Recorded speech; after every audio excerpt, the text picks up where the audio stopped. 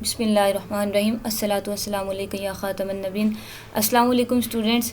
Today our lecture is creating 12 types of visual aids के visual aids बनाने के जो 12 किस्म की विजुअल एड्स किस तरह बनाई जाती हैं देखते हैं। सबसे पहले टेबल्स को डिस्कस करते हैं। The table is one of the most versatile and widely use visual aids. Tables are use so often because they can help writers achieve several common objectives. For example, they are an excellent tool for groups of detailed fact in an concise and readable form. Table आपसे पूछा जा सकता है short question में कि tables को आप कहाँ कहाँ यूज़ करते हैं, कैसे यूज़ करते हैं. फिर टेबल के बारे में जितना भी हम पढ़ेंगे ना, इसको आपने एक बार माइंड में अच्छे से पढ़ लेना, इसको ध्यान से पढ़ लेना, तो आप सेल्फ राइटिंग में ना अपनी वर्डिंग में इसको लिख दीजिएगा. वो कह रहा है टेबल वाइडली यूज और वर्सटाइल यानी कि बहुत ज़्यादा इस्तेमाल होने वाली विजुअल एड्स हैं. इसको आप यूज़ तब करते हैं जब आपने डिटेल फैक्ट्स बताने हो, कंसाइज एंड रीडेबल फॉर्म में, ग्रुप्स के रिलेटेड बताने हो. यानी कैसे है ना कि ग्रुप ए के ये फैक्ट्स हैं, ग्रुप बी के ये हैं, ग्रुप सी के ये हैं, इधर ग्रुप मेंशन करते जाएँ, इधर साथ में लाइन लगा के, और इधर आगे उसके फैक्ट्स वगैरह, या जैसे भी टेबल की फॉर्म में. How to construct a table? To create a table, you should systematically arrange information in rows and columns. Rows and columns में table बनाने के लिए आपको अपनी information arrange करनी है. You should adjust the basic structure as needed to create an attractive visual aids that your readers will find easy to use. For example, if your table is crowded, you can separate columns or groups of columns with vertical lines, and to help them and across rows, you can place horizontal or leave above. अच्छा, ये सारी वही बातें लिखें. Table आपने पढ़ा होगा, table किस तरह होता है भला? ऐसे ये बनाते हैं ना हम. ये हो गया, और उसके बाद हमारे पास ये रोज़ हैं या ये कॉलम्स हैं. आई थिंक ये कॉलम्स हैं. हाँ, ये वर्टिकल जो होते हैं ये कॉलम होते हैं, और हॉरिजॉन्टल जो हमारे पास रोज़ होते हैं. ठीक है, अब इसके कितने कॉलम हैं इस टेबल के, आप बताएं मुझे. 4 कॉलम्स हैं, 1 2 3 4. ठीक है, और अब ये उसकी रोज़ आ गई हैं. ये इस तरह, ये आपने पढ़ा हुआ, डिस्कस किया हुआ, सारी वही कॉमन बातें जो आपको ऑलरेडी पता है. ये देखें. अच्छा, इस टेबल के 1 2 3 रोज़ हैं और 4 कॉलम है. अब हम यहाँ नंबरिंग 1 2 3 देंगे, यहाँ अपनी रिक्वायर्ड इन्फॉर्मेशन, फिर ये सारा कुछ ये बस बता रहे हैं वो. Note that financial variations of the basic design may be used where attractiveness is especially important, as in advertising, brochures and annual reports to stakeholders. Fancier variation का ये मतलब है कि ऐसे हो सकता है कि आपका एक रो एक कलर की हो, दूसरी रो दूसरे रंग कलर की हो, और तीसरी रो में कोई और कलर, कॉलम डिफरेंट कलर्स की हो, मतलब एक बॉक्स अलग कलरिंग का हो. ये तब होता है जब अपने ब्रोशर्स एडवर्टाइजमेंट करनी हो, स्टेक होल्डर वगैरह ये यूज़ करते हैं. ठीक है, कि फैंसी बनाते हैं इसको, टेबल को. When deciding how to display your information within the framework of your table, you have several basic decisions to make. कौन से decisions करने हैं? How to order rows and column. आपको पता हो कि आपने कितने rows बनाने हैं, कितने column बनाने हैं, उनको order कैसे करना है. Which labels to use for columns and which for the rows. रोज़ में क्या चीज़ें लिखनी है और कॉलम में क्या चीज़ें लिखनी है. How to align entries in the column में एंट्रीज को आपने कैसे करना है, यानी कि पहले क्या चीज़ आएगी, उन्हें असेंडिंग मैनर में करना है, डिसेंडिंग मैनर में, या किस वे में करना है, ये सब कुछ आपको पता होना चाहिए. नेक्स्ट हमारे पास है bar graph. Like a table, a graph can represent numerical qualities which is done using rectangles called bars. The greater the quality the longer the bar will be. कि बार ग्राफ क्या होते हैं, जितनी को आप किसको मेंशन करने के लिए रिप्रेजेंट न्यूमेरिकल क्वांटिटीज़. हम टेबल में भी न्यूमेरिकल क्वांटिटीज़ रिप्रेजेंट करते थे, बार ग्राफ में भी हमने न्यूमेरिकल क्वांटिटीज़ डिस्कस करने हैं. ये बात आपने याद रखनी है. ठीक है, इंपॉर्टेंट एमसीक्यूज़ के लिए. वो कहता है रिक्टेंगुलर की फॉर्म में, रिक्टेंगल्स की फॉर्म में आप करते हैं बार ग्राफ में. आपने ग्राफ देखा होगा, ग्राफ बुक आपने देखी होगी जिसमें वो रिक्टेंगल्स बने होते हैं ना, ऐसे उनको बार्स कहते हैं, बार की फॉर्म में. कहते हैं greater the quality the longer will be the bar. जितनी ग्रेटर यानी कि न्यूमेरिक की क्वालिटी ग्रेटर होगी तो बार भी लॉन्ग होगा. Some of bar graphs are to compare quantities at a glance, to show trends, to indicate the composition of a whole. यहाँ बना होता है ना बार, तो ज़्यादा आसानी से आपको समझ आ जाती है. ऐसे भी आप समझे बार ग्राफ होता है कि जिस तरह, एक मिनट मैं आपको दिखाती हूँ. हम गूगल करते हैं बार ग्राफ, वहाँ से है ना हम उसको थोड़ा सा डिस्कस करते हैं. व्हाट इज़ बार ग्राफ, इधर लिखते हैं, आपको दिखाती हूँ कि इससे आपको ज़्यादा अच्छे से क्लियर हो जाएगा बार ग्राफ. ये देखें, मतलब ये रिक्टेंगल्स की फॉर्म में चल रहा है ना. एक मिनट, इसको हम इमेजेस करते हैं या ऐसे ही. वेल, ये देखें, अब ये है आपका, इसी को देखें, ये जो बोल्ड हुआ है. अब माउस तो उधर है, कैसे समझाऊंगी. वेल, इसको देखें, ये वाले को. ये अब ये देखें, ये रिक्टेंगल की फॉर्म में है ना. अब इसकी क्वालिटी, अब ये रिक्टेंगल छोटा है, ये बार छोटा है और ये बड़ा है. इसका ये मतलब है कि इसकी क्वांटिटी इससे कम है, इसकी क्वांटिटी ज़्यादा है, इसकी कम है, क्योंकि इसका बार बड़ा सा है और इसका बार छोटा है. क्लियर हो गया। अब यहाँ भी ऐसे ही यहाँ पे एक एक्स एक्सिस में वाई एक्सिस में आपकी वैल्यूज़ होंगी, आप इधर बता देंगे कि इस वैल्यू में ये इधर है और यहाँ पे ये इधर आया, ये इतना आया, ये बार इतना आया और ये सारा, इसको कहते हैं बार ग्राफ। क्लियर हो गया। नेक्स्ट देखते हैं how to construct a bar graph. Bar graph को अपने बनाना कैसे है। Begin by drawing your axis, ये आप देखा है ना बार ग्राफ। अब आपको पता है कि वो कह रहा है पहले एक एक्सिस बनाएं फिर दूसरा एक्सिस बनाएंगे, लिखने में आपको पढ़ने में थोड़ा मुश्किल होगा लेकिन आपको समझ आ जानी चाहिए, आपने जैसे देखा bar graph.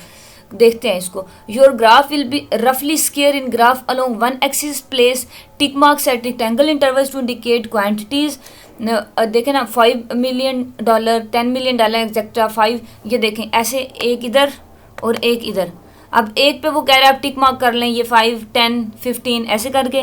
Plane the tick marks to that longest bar will extend nearly to the end of its parallel axis. ये पैरेलल एक्सिस है, इधर बार एंड हो रहा है। जैसे हम अभी हम देख के आए, ये देखें एक ये बार है, यहाँ पे समझे 5 है, यहाँ पे आप समझ लें 10 आ गया, ये 15 आ गया आपका, ये इस तरह। बस ये बार ग्राफ बन गया, सीधी सी बात है। इसको आप चाहे ना कंसीडर करें, आपने समझ लिया ना, बस इतना काफ़ी, आपको समझ आ जानी चाहिए। नेक्स्ट देखते हैं how to avoid misleading your readers. A common mistake that result in accidentally misleading the readers is to omit the 0 point on the axis that shows the quality. यानी कि आप बार ग्राफ बना रहे हैं, line graph बना रहे हैं, कुछ भी है, ग्राफ खासतौर पर ग्राफ्स की फॉर्म में ऐसे होता है कि 0 पॉइंट हम भूल जाते हैं। 0 पॉइंट बिल्कुल नीचे पे होता है, यहाँ पे दोनों वैल्यूज़ हमारी 0 होती हैं, यहाँ पे इस पॉइंट पे एक्स की भी वैल्यू, एक्सिस की भी और वाई एक्सिस की भी, ठीक है। इसको मेंशन करना ज़रूरी है, इसको आप अंडरलाइन भी कर लें कि ये हम भूल जाते हैं, ये ऐसे ग्राफ में नहीं करना, इसको माइंड में रखना है। If you simply can not use the entire quantity scale indicate that fact to your readers perhaps by using hash marks to single break in the quantity axis in the bars themselves. अच्छा, यहाँ पे ये हमने एक बनाया graph, bar graph, ये हमारा 5% पे, ठीक है, 5 पे ये वेरी करेगा, या यहाँ 5 है या वट, ये 10 पे होगा, ये 15 पे। अब इधर जो ये बिल्कुल ये पॉइंट है ना जहाँ पे दोनों एक्सिस मीट कर रहे हैं एक दूसरे से, यहाँ 0 हो गई दोनों एक्सिस की वैल्यू, आपके एक्स एक्सिस की भी और वाई एक्सिस की भी। बस ये बात उसने समझाई हुई, इसको अपने माइंड में रखना है। नेक्स्ट हमारे पास pictographs. Pictographs a special kind of bar graph in which the bars are placed by drawing that represent the things being describe. इसको पढ़ने से पहले ना हम पिक्टोग्राफ गूगल पे देख के आते हैं ताकि आप एक बार क्लियर हो जाए, फिर आपको आसानी से समझ आ जाएगी, ठीक है। पिक्टोग्राफ वो कह रहा है पहले तो बार ग्राफ की काइंड होती है, वो वर्क में देखते हैं ताकि इमेजेस हमें नज़र आए और हमें क्लियर हो। इमेजेस, ये देखें, ये पिक्टोग्राफ, ये किस तरह बार ग्राफ की काइंड इन सेंस ये कि इसमें पिक्चर्स बनी होती हैं। पिक्टो से आपको समझ आ जानी चाहिए ना, देखना पिक्टो से, पिक्चर से, पिक से पिक्टो निकला है। अब है बार ग्राफ की कैसे काइंड, कार, वो कह रहा है इतनी कार्स हैं, 1 2 3 4 कार है, मतलब जैसे वो रेक्टेंगुलर नहीं, हम ऐसे बनाते थे ऐसे शेप में, ऐसे ये वो वर्टिकल, सॉरी वर्टिकल होता था, हाँ, और ये हॉरिजॉन्टल है इस फॉर्म में। ये देखें, ये अब जिसकी सबसे ज़्यादा है इसका मतलब है इसकी सबसे ज़्यादा क्वान्टिटी है, ये इसकी सबसे ज़्यादा तो इसका मतलब है इसकी सबसे ज़्यादा क्वान्टिटी है। ऐसे ये देखें ना, अब ये उसने डिफरेंट चीज़ें सिर्फ इमोजीज से आपको दिखाई हुई हैं। कैसे बोला, बेसबॉल्स 1 2 3 4 है, इसका मतलब है बेसबॉल। फुटबॉल 2 है, इसका मतलब है डांस 1 2 3 4। अब ये ये कह रहा है, वो ये शो कर रहा है स्टूडेंट्स को, इसका मतलब है स्टूडेंट्स। डांस में 4 स्टूडेंट्स हैं, बाउलिंग में 2 स्टूडेंट्स हैं, सॉकर में 3 स्टूडेंट्स हैं, सॉटर वट जो इसको प्रोनाउंस करते हैं, ओके। फुटबॉल में 2 हैं और बेसबॉल में 4 स्टूडेंट्स हैं, ठीक है। इसको कहते हैं पिक्टोग्राफ। क्लियर हो गया। अब हम वो पढ़ेंगे तो आपको आसानी से समझ आ जाएगी। अच्छा, कहते हैं special kind of bar graph, bar graph की काइंड है पिक्टोग्राफ। एक बात, the bars are replaced by drawing that represent the being thing being describe. किस चीज़ को ड्राइंग, आपने देखा जैसे वो इमोजी बनी हुई थी उसका मतलब था स्टूडेंट्स, उस ड्राइंग से आप बार्स को रिप्लेस कर देते हैं। अच्छा, उसका एडवांटेज क्या है of the pictograph is that it uses drawing to symbolize concretely the quantities you are talking about in your graph. Drawing आप यूज़ करते हैं, अभी आप देख के आए। You will find pictographs especially useful where you want to do one or both of the following। जहाँ ये 2 काम करने हो या ये इन दोनों में से एक काम करना हो, वहाँ पिक्टोग्राफ यूज़ करते हैं। क्या काम भला, emphasize the practical consequences of the data represent, make your data visually interesting and memorable। ख़ास तौर पे ये दूसरे वाला कि जब उसको देखने में इंटरेस्टिंग, अब देखें ना, हमने इमोजी देखी, आप किसी भी किस्म की पिक्चर, कोई फ़नी पिक्चर बना लें जो ज़्यादा मज़े की वाल लगेगी, मतलब बार ग्राफ की जगह ज़्यादा इंटरेस्टिंग बन जाएगा। और दूसरी बात है प्रैक्टिकल कॉन्सिक्वेंसेस पे जब एम्फेसाइज कर रहे हो डेटा रिप्रेजेंट करने में, तो तब भी आप पिक्टोग्राफ यूज़ करते हैं in spite of bar graph. How to create a pictograph, आपने देख लिया कैसे उसे क्रिएट करते हैं, वेल इसको हम पढ़ लेते हैं फिर भी। The procedure for creating a pictograph is nearly identical to that for creating a bar graph. The difference is that you draw pictures instead of rectangles to represent quantities. बस इतनी सी बात है. How to avoid misleading your readers. Like bar graph, pictographs can mislead the reader if they are not drawn properly. When using pictographs, you can avoid misleading your readers if you keep all of your pictures the same size and use more of them to represent greater quantities. वही बात, जैसे greater quantities हमारी greater quantity होती थी तो हम लंबा वो rectangle ड्रा करते थे ना बार ग्राफ में, इसी तरह इसमें ज़्यादा पिक्चर्स ड्रा कर लेते हैं. ये बात हम देख के आए हैं उधर भी, गूगल पे भी, और आपको वैसे भी क्लियर है. ठीक है. और दूसरी बात वो कह रहे हैं सेम साइज़ की सारी पिक्चर होनी चाहिए, एक ही सब, जैसे हमने देखा इमोजी सारी सेम साइज़ की. तो इससे ज़्यादा अच्छी बात यह है कि आप हैंड रिटन ना करें, इस ग्राफ को ड्रा आप कर लें, वर्चुअली करें, आप कंप्यूटर पे कर लें, लैपटॉप पे कर लें, तो ज़्यादा अच्छा होगा. आपकी साइज़ भी सारा सेम और ईजिली आपके रीडर भी मिसलाइड नहीं हो पाएंगे. ठीक है, ईजिली अंडरस्टैंड कर सकेंगे. नेक्स्ट हमारे पास आ गया लाइन ग्राफ. लाइन ग्राफ तो आपको पता है सबसे ईजी सिंपल होता है.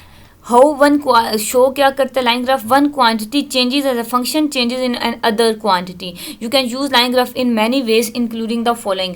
पिछला लेक्चर पढ़ा था उसमें मैंने आपको लाइन ग्राफ बताया था, फिर बताती हूँ. लाइन ग्राफ ये दो axis, X axis Y axis, और ये लाइन जा रही है. ठीक है, यहाँ लाइन नहीं लगेगी, लाइन लगेगी आई थिंक यहाँ से. ये अच्छा, ये देखें, ये और ये दो एक्सिस हमारे बन गए और ये लाइन जा रही है. लाइन क्या कर रही है, इंक्रीज कर रही है, या ऐसे ऐसे की लाइन जा रही है, या जैसे भी, ये सिंपली हमारा लाइन ग्राफ है. अच्छा, ये हमें क्या करता है कि लाइन ग्राफ क्या कर रहा है, to show trends and cycles. ये बात आपने याद रखनी है कि ये ट्रेंड्स एंड साइकिल को शो करने के लिए लाइन ग्राफ यूज़ होगा. या when you want to show a pattern of change over time, line graph can be very helpful specially when compared with a table. यानी कि यहाँ पे एक्स एक्सिस पे जनरली टाइम आता है और यहाँ पे दूसरी क्वालिटी टेम्परेचर आपका कुछ भी है जो वेरी कर रहा है आपके टाइम के साथ, तो आप इसको लाइन ग्राफ के जरिए शो करेंगे. टू कंपेयर ट्रेंड्स को कंपेयर करने के लिए भी कह रहा है लाइन ग्राफ यूज़ होता है. Line graphs are also very useful for showing readers how two or more trends compared with one another. To show how two or more variables interact, line graphs are well suited to display interactions between variables. अब ये आपने याद रखना है, ये short question में आ सकता है कि लाइन ग्राफ्स के क्या यूजेज हैं. ठीक है, ये आप इसमें से याद कर लें 3-4 बातें, तो वो आप लाइन ग्राफ में आपने इसको लिख देनी है. अच्छा, अब लाइन ग्राफ कैसे क्रिएट करते हैं. In line graph you generally show how variation is in one thing. यानी कि वेरिएशन मतलब वन थिंग जो एक एक्स एक्सिस पे और वाई एक्सिस पे वो कैसे वेरी कर रही हैं. Call the dependent variable as affected by variation in other thing the independent variable. Y axis पे हमारा एक्स एक्सिस पे जो आता है ना हमेशा वो इंडिपेंडेंट वेरिएबल आता है आमतौर पे, और वाई एक्सिस पे डिपेंडेंट वेरिएबल आता है. ये बात याद रख लें आप. ठीक है, line graph almost always show the dependent variable on the vertical axis. वही बात जो मैंने आपको बताई कि वर्टिकल एक्सिस जो हमारा वाई एक्सिस है उस पर वो शो करेगा dependent variable, and independent variable on the horizontal one. Horizontal axis जो हमारा वाई एक्सिस है उस पर वो इंडिपेंडेंट वेरिएबल शो करेगा. ये भी याद करना है आपने. ठीक है, time is usually treated as an independent variable so it goes on horizontal axis. मैंने आपको बताया ना ऊपर भी कि टाइम हमेशा एक्स एक्सिस पे आता है. वो कह रहा है क्योंकि वो इंडिपेंडेंट वेरिएबल ट्रीट होता है इसलिए हमेशा वो एक्स एक्सिस पे यानी कि एक्स एक्सिस पे आता है. एक्स एक्सिस मीन टू से जो हमारा हॉरिजेंटल एक्सिस है. ठीक है, ये आपने याद करना है. पैराग्राफ इंपॉर्टेंट है, ऊपर वाले में भी आपने यूजेस याद कर लेने हैं लाइन ग्राफ के. ठीक है, नेक्स्ट है mark off such axis at rectangular intervals using labelled tick marks in some situations. However your readers may find it easier to read your line graph if you extend the tick marks all the way across the line graph to form a grid. If you do this, make the grid with a thinner line. भला क्या कह रहा है कि आपने line graph बनाया, हम line graph draw करके मैं आपको समझाती हूँ. ये लाइन ग्राफ है, अब ये हमारा वाई एक्स एक्सिस है, इस पर टाइम आया, इधर समझे आप टेम्परेचर आ गया.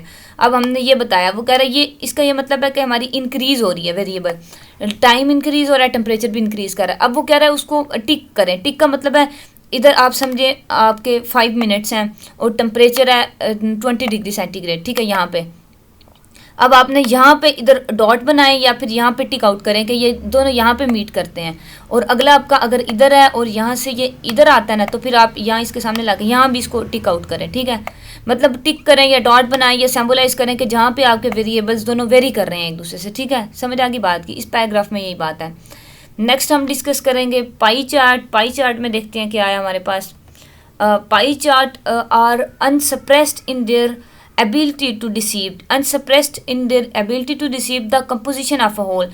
For example, to show how much each of several food sources contribute to the total amount of dietary fat consumed by the average American. How to create a pie chart. Pie chart पता कैसे क्यों use होते हैं, वो कहता है unsurpassed in their ability to receive the composition of a whole, कि आप होल जो हमारी कंपोजिशन है उसको रिसीव करने के लिए। पहले हम पाई चार्ट देखते हैं इसमें होता क्या है। मैं आपको पाई चार्ट दिखाती हूँ, उसके बाद हम इसको आगे फर्दर डिस्कस करेंगे। ओहो ये गलत प्रोनाउंस हो गया। पाई चार्ट, उसमें उसने एग्जांपल दिया कि एक अमेरिकन जो है वो उसका फूड और उसकी डाइट उसको हम शो करने के लिए कर रहे हैं पाई चार्ट, जिसकी उसने एग्जांपल दिया। हम इसको देखते हैं। देखें 45% रिटेल, मेडिकल 17%, इंडस्ट्रियल 29%, ऑफिस 9%। जिस चीज़ का भी ये पाई चार्ट है देखें, इसको पाई चार्ट कहते हैं। अब वो कह रहा है कि एक अमेरिकन की डाइट वो इसमें कर लेगा कि इतने परसेंट ये डाइट लेते हैं, 9% ये डाइट लेते हैं, 29% ये डाइट लेते हैं, ऐसे ही करके ना उसको पाई चार्ट में दिखा देगा। ठीक है, ये जो सर्कल में हो गया गोल, इसको कहते हैं पाई चार्ट। अब अपने पाई चार्ट देख लिया, अब हम आराम से उस टेक्स्ट को अंडरस्टैंड करेंगे। अब वो कह रहा है how to create a pie chart. Pie chart को बनाते कैसे हैं ये देखते हैं। आपने देखा ना कैसे सर्कल में, अच्छा वैसे हम उसमें कैसे चीज़ें लिखते हैं ये बताएगा कि to create a pie chart you draw a circle and draw lines that slices it to wedges. ठीक है, सर्कल ड्रॉ करें फिर लाइंस ड्रॉ करें, जितने परसेंट अलग है वो उन्होंने कलरिंग स्कीम भी की हुई थी ना पाई चार्ट की, मतलब हर लाइन का हर पोर्शन का अलग कलर। ये भी अच्छी बात है, पाई चार्ट को ज़्यादा अच्छे डिस्क्राइब करता है। ठीक है, each wedge occupies a portion of the circle circumference portion to the amount of the total pie that the wedge represent। ठीक है, यानी कि उसका किनारा, उसका एक पोर्शन कितना रिप्रेजेंट करता है, उसके अंदर परसेंटेज जैसे अभी आपने लिखी हुई देखी। Arrange the wages in a way that help your audience determine the rank order of the wages and compare the relative size of particular wages. ठीक है, यानी कि एक अब आपका वेज है 50% का, अब उसने आपने उसको सर्कल को हाफ कर देना, 50% उसको देना है। जो 2% है उसको थोड़ी सी जगह देनी है, जो 5% है उसको थोड़ी ज़्यादा जगह देनी है। मतलब जितनी उसकी परसेंटेज है उस मुताबिक आपने पाई चार्ट में उसको जगह देनी है।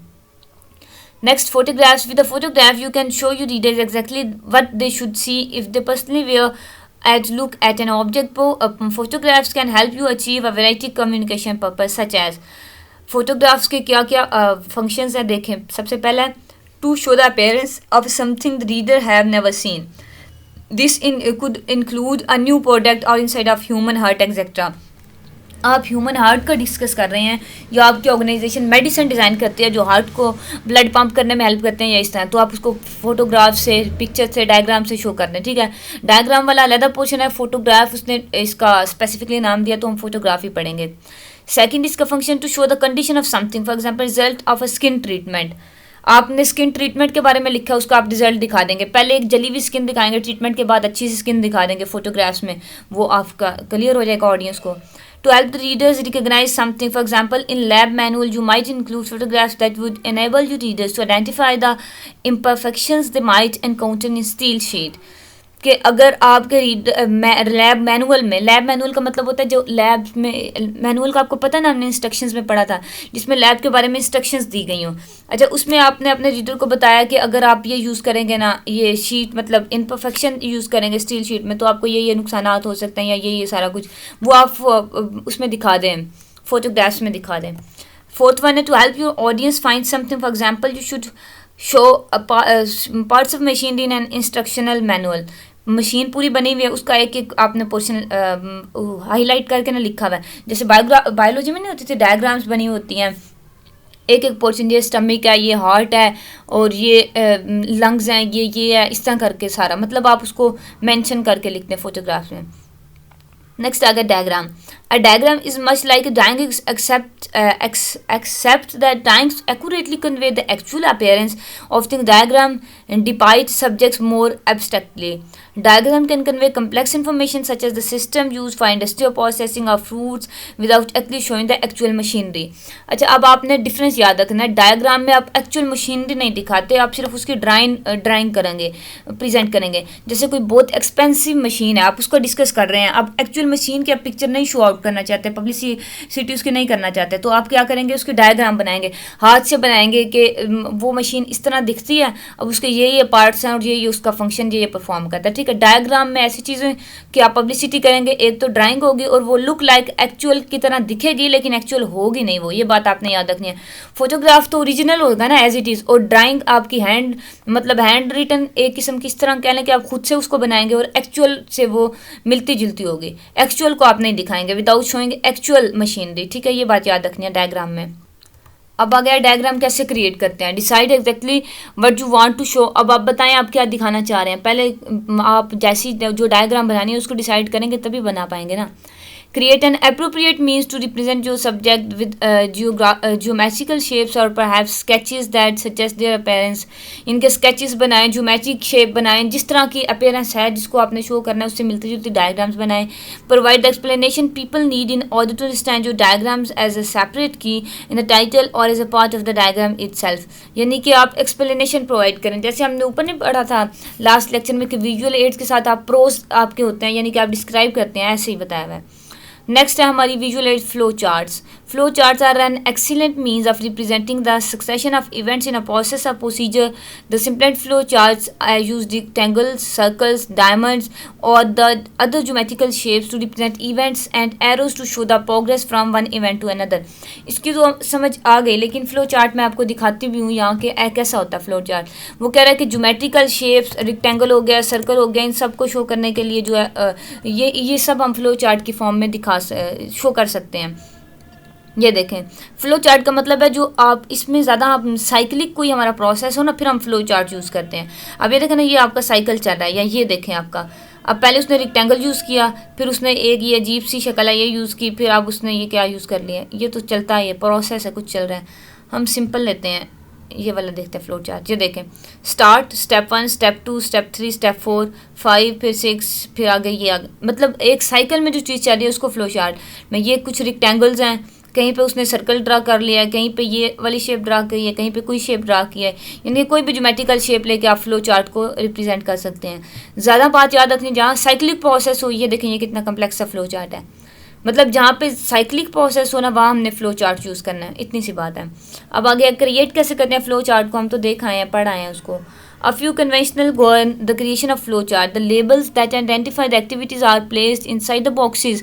मतलब जो बात है वो हमने बॉक्स के अंदर लिखने हैं. रेक्टेंगल है हमारी या हमारा सर्कल है, whatever जो भी बॉक्स है.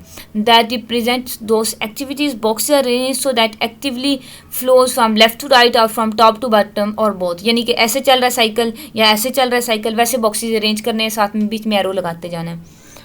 Organizational charts.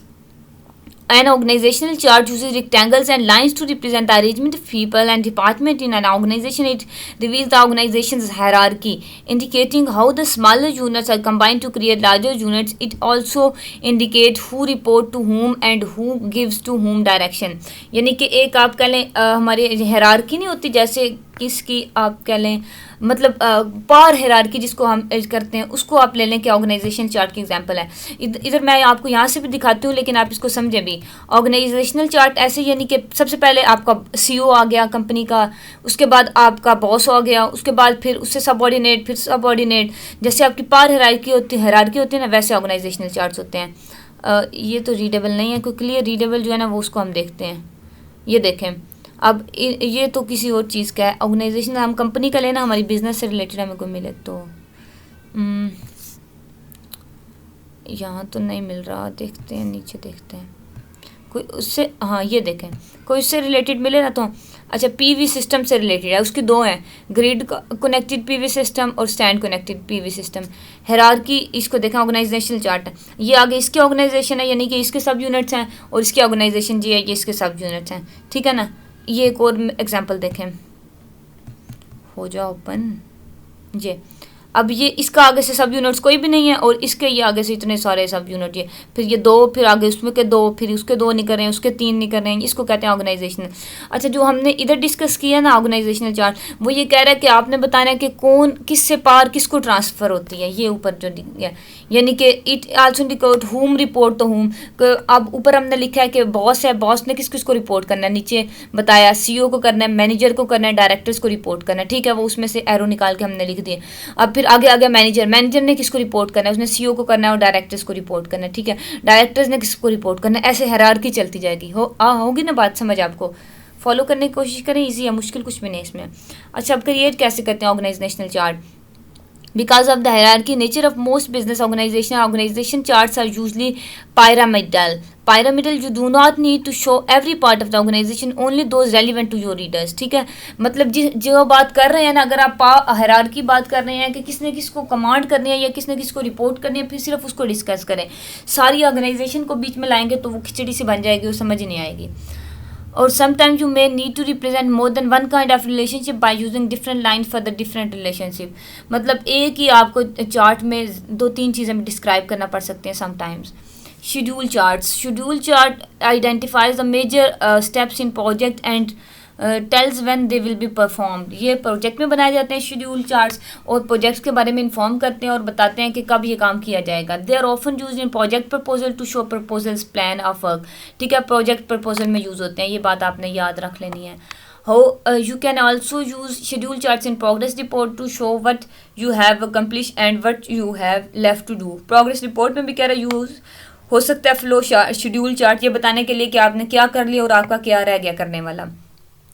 अब क्रिएट कैसे करते हैं शेड्यूल चार्ट को. One of the principal consideration creating a schedule chart is deciding how much detail to include which depend. मतलब आपको ये पता होना चाहिए शेड्यूल चार्ट को बनाने के लिए कि आपने इसमें ऐड क्या करना है और रिमूव क्या करना है. मतलब आपके पास ढेर सारा डेटा है, आपने ये बताना है कि इसमें से कितना डेटा आपने ऐड करना है और कितना इंक्लूड करना है और कितना इसमें से लीव आउट करना है. Task are always listed along the vertical axis. ये बातें आपने याद रख लेनी है. एक्सिस वाली वर्टिकल एक्सिस पे हमेशा टास्क होगा और with indication use to distinguish sub task from major task. ठीक है, सब टास्क को मेजर टास्क से डिस्टिंग्विश भी करना है. और intervals week months are usually marked off with vertical lines to help the readers. Next है budget statement. A budget statement is a table that show how the money will be gained और spend. एक table है budget statement जो बताएगा कि इतने पैसे इधर से आए, यहाँ से यहाँ स्पेंड हुए, ये सैलरीज दी गई एम्प्लॉयज़ को, ये इधर लगे ये इधर लगे. ठीक है, यानी कि बजट की फॉर्म में, नाम से इसको जाहिर हो रहा है. It may be very simple और very elaborating depending on the readers need. अगर तो आप ऐसे रीडर को फॉर्मेलिटी पूरी करने के लिए दे रहे हैं, सिंपल होगा. अगर आपने मतलब प्रॉपर बजट प्लान बना रहे हैं तो डेफिनेटली वो कम्प्लेक्स होगा. On the job you can use budget statement the following situations देखते हैं. To explain the expenses involve with the project purchases. Project purchase में एक्सपेंसिव जो इन्वॉल्व होता है, यानी कि आपने बताना इस प्रोजेक्ट में यहाँ इतने पैसे इधर लगे, इतने इधर लगे, इतना खर्चा इधर हुआ, इतने एक्सपेंडिचर्स इधर आए, सारा बजट प्लान की सूरत में.